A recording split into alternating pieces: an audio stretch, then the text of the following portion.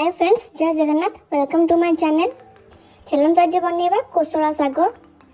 तापाई मुझे गोटे कड़े टे सोरिष तेल गरम होगापर से पकेबे जीरा और सोरिष।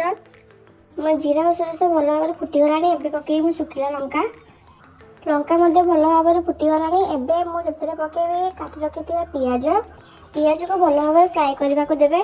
तापर से आड करेंगे कुटी रखि कि रसुण कुला सबू भल भाव भाजीगला से पकेबे आलू।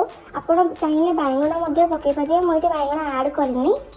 आलू भल भाव फ्राए होगापर से पकेबे धोई रखि शाग। फ्लेम को एठी मीडियम ही रखिथे ना शाग तल लगिज। एबे मो शागर टे पानी बाहरी आसला। एक्सट्रा पानी आड कर आपको दरकार नहीं। एबे टिके लुण पकेबा आ टिके भाजिया भल भाव।